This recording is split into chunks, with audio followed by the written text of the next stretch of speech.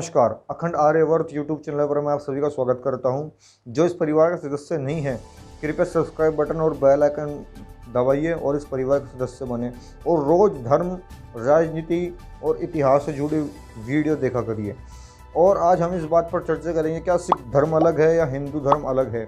देखिए, दार्शनिक, आत्मिक, आध्यात्मिक और ऐतिहासिक तौर पर ये एक ही है। सिख हिंदू धर्म का ही भाग है, अलग नहीं है। ये बना कैसे, किस तरह से एक है, इस पर हम विवरण से चर्चा करेंगे।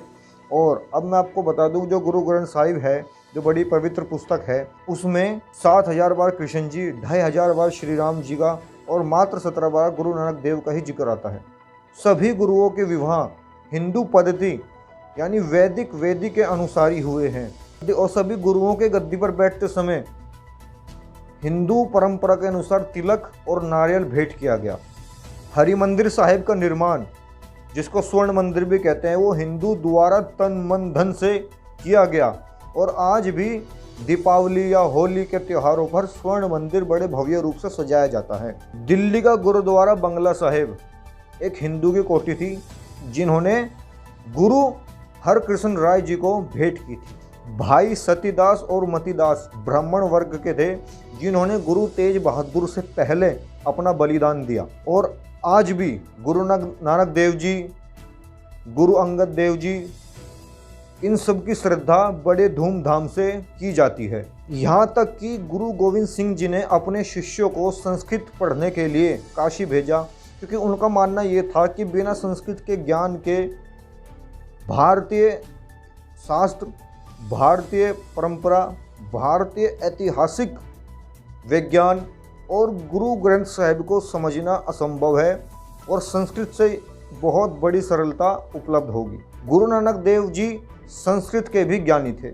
गुरु गोविंद सिंह जी ने अपने शिष्यों को संस्कृत पढ़ने के लिए काशी भेजा। वे समझते थे कि सनातन शास्त्र पढ़ने के लिए, वैदिक शास्त्र पढ़ने के लिए और अनेक आध्यात्मिक शास्त्र पढ़ने के लिए संस्कृत के ज्ञान की अधिक आवश्यकता है। और यहाँ तक गुरु ग्रंथ साहिब की रचना और उसके अध्ययन के लिए भी संस्कृत एक अनिवार्य है। और गुरु गोविंद सिंह जी स्वयं ही एक संस्कृत के भी ज्ञाता थे। गुरु गोविंद सिंह जी ने व्रज भाषा में दशम शास्त्र और अनेक रचनाएं भी की। गुरु गोविंद सिंह जी ने स्वयं ही अनेक रचनाएं की, अनेक अवतारों की रचनाएं की, जिसमें श्री कृष्ण जी, श्री राम, चंडी देवी और 24 अवतार के जिक्र आता है और अनेकों उन्होंने रचनाएं की। गुरु गोविंद सिंह जी ने खालसा पंथ का निर्माण किया। ये उस समय हिंदू समाज को बहुत बड़ी आवश्यकता एक पंथ की थी, एक कट्टर समूह की थी, जो सनातन धर्म के लिए लड़ सके, जो राष्ट्र के लिए खड़ा हो सके। और उस समय गुरु गोविंद सिंह जी ने खालसा एक समुदाय बनाकर, खालसा एक लड़ाकू, एक पलटन बनाकर उस समय की आवश्यकताएं पूरी की, जिसमें कुछ लोगों के नाम मैं आपको बताता हूं। जिन 5 प्यारों ने स्वयं को प्रस्तुत किया था, उनका नाम, स्थान व जाति का विवरण है। भाई दासाराम लाहौर उत्तर प्रदेश में खत्री समाज से, भाई धर्मदास दिल्ली उत्तर प्रदेश में खत्री समाज से, भाई मोहकम चंद द्वारकापुरी गुजरात पश्चिम में नाई थे, भाई साहब चंद बिदुरपुरी दक्षिण में जाट, भाई हिम्मत राम जगन्नाथपुरी उड़ीसा पूर्व में झीर। अर्थात सभी ओर से, सभी दिशाओं से उन्होंने हिंदूवादी और कट्टरवादी इन इस्लामिक आक्रांताओं के खिलाफ खड़े हुए और एक बड़े ही समूह का निर्माण किया, जिसको आज खालसा के नाम से जाना जाता है। वैसे आज कई हिंदू घर में आज भी परंपरा है कि बड़े भाई को खालसा सजाया जाता है। ये परंपरा तभी से चलती आ रही है। यहाँ तक कि गुरु ग्रंथ साहिब में वेद, श्री कृष्ण और श्री राम जी की महानताएं की गाथाएं लिखी हुई है और वो बहुत प्रचलित है। और गुरु ग्रंथ साहिब में लिखा है, संख सखा सब तज गए, कोई ना निभाओ साथ, कहू नानक इस विपद में, टेक एक रघुनाथ। रघुनाथ यानी कि रघुनंदन श्री राम का ही जिक्र है, किसी और रघुनंदन का जिक्र नहीं है। इसी तरह श्री राम का 2500 बार अलग अलग जगह पर उनके चरित्र का, उनके गुण का, उनके कर्मों का अलग अलग जगह अलग अलग विवरण। गुरु गोविंद सिंह जी लिखते हैं अपनी आत्मकथा विचित्र में कि उन्होंने हेमकुंड पर्वत पर सप्तशृंग नामक स्थान पर जो उत्तर प्रदेश में काली माता की आराधना की और उनसे शस्त्र प्राप्त किए।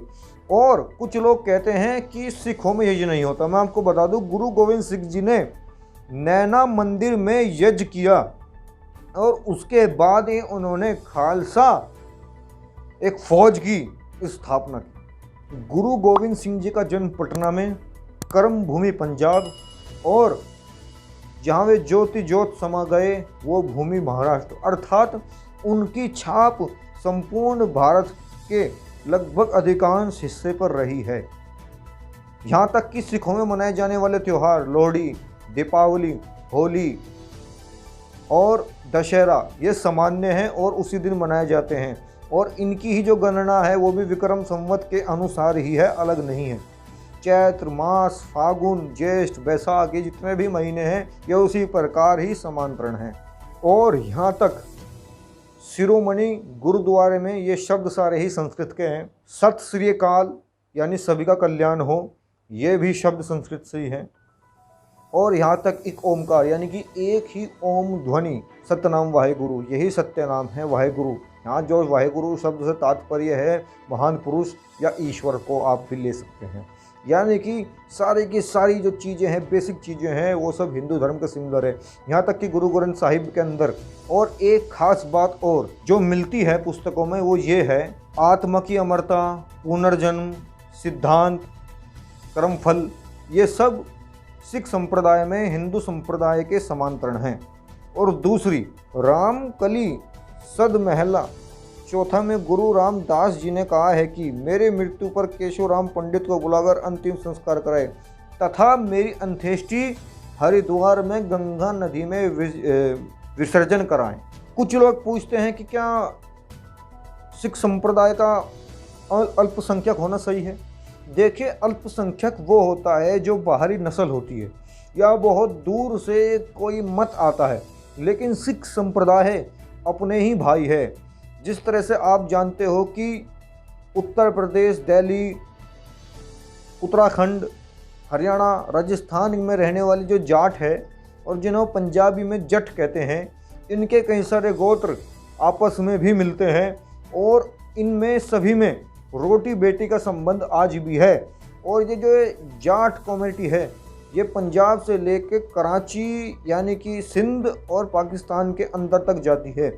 यानी कि सिखों में भी कई सारे संप्रदाय हैं जिसमें कुछ लोग सैनी भी है, पंजाबी भी है, जाट भी है और ब्राह्मण भी है, जो कि सिख संप्रदाय एक समय में आवश्यकता के अनुसार, जिस समय देश को बड़े बलिदान और पराक्रम की जरूरत थी, उस समय उन्होंने इस धर्म और मत को अपनाया।